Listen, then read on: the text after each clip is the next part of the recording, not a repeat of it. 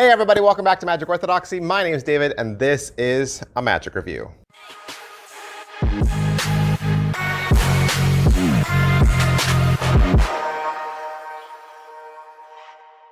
Hey everybody, welcome back to the channel. I hope you like magic. If you're new here, what I do is I review magic tricks. Typically, I'm reviewing the latest magic tricks that are coming out, being released right now, magic tricks that are being shown to you in commercials and trailers and in the forums, and you're thinking to yourself, I wonder if that's any good.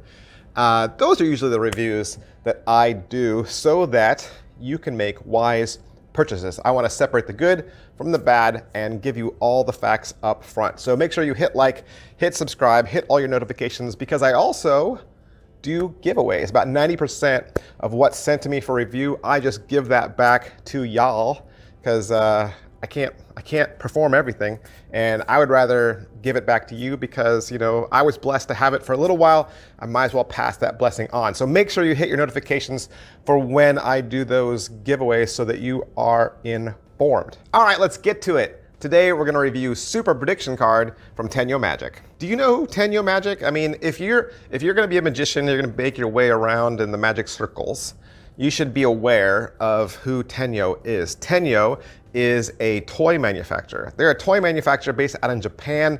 They also make puzzles, okay? But they also make magic, probably because the company's founder was also a magician, okay?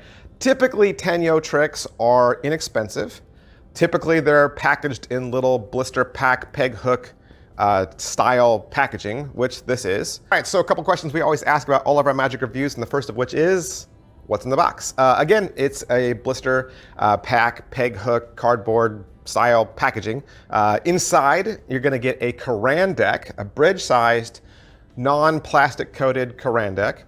You're gonna get the force cards that you need. You're gonna get the trick envelope, the multiple out envelope that you need. And you're gonna get written instructions in Japanese.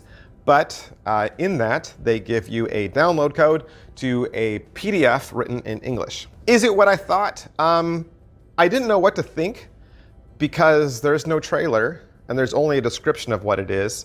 And at that time, since I didn't understand how the trick went, there wasn't enough information to base a hypothesis on. But once I opened it, once I saw what it was, then I was quickly able to ascertain how the trick would go before actually having read the PDF. How are the angles on this? Decent. They're decent. You can casually show the cards face up to be all different.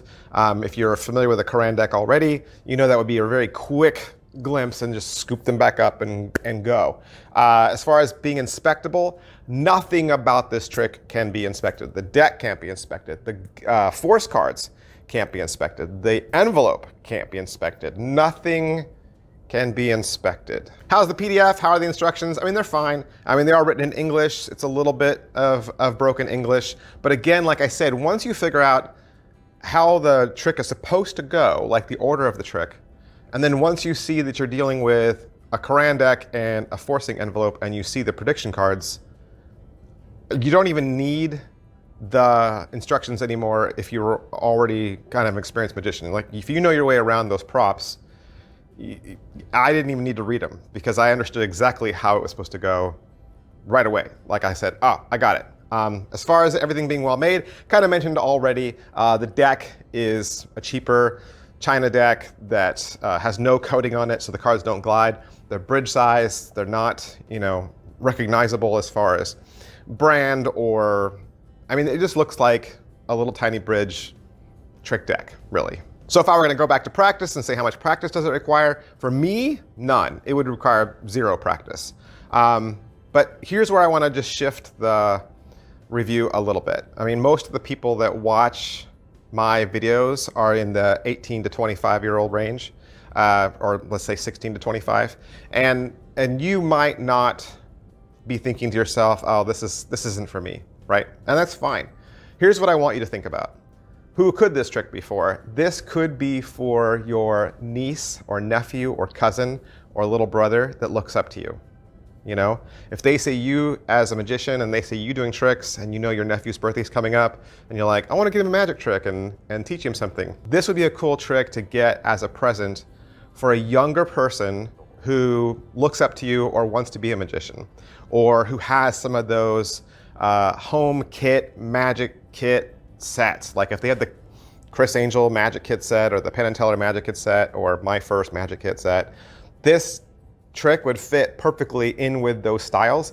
And because you understand how to do the trick, it would be a nice bonding experience for you to teach them how to do the trick. They don't need the PDF, right? They don't need the PDF, so don't worry about that. You buy it for them, you say, hey, I want to spend some time with you and teach you how to do this trick. For a child, it'll take some memory work because they'll need to learn how to stop on their force card. They'll need to learn how to do their reveal from their envelope. And those two things require memory, but they don't require any sleight of hand. There's no sleight of hand in this effect at all, which I think would make it a really good children's trick. The other memory is really the setup and reset. I mean, it's just getting your deck back into deck stack, which you really don't ever take it out of deck stack, and then loading your prediction card back in your forcing envelope, and that's it. Positives for this is it's a great first trick. It's great for kids. It's great for beginners. It's virtually self-working, and it is kind of a good trick. You show all the cards different. The spectator really does stop wherever they want. So it feels like a free selection, and you really do pull one card out of an envelope that's been sitting on the table the entire time. So being able to do a trick like that as a beginner with no practice or very little practice, that's a good trick. Negatives, I would just say it's an inferior quality, nothing can be inspected, and it's just on par with children's magic. Is it worth your money? It's 22 bucks.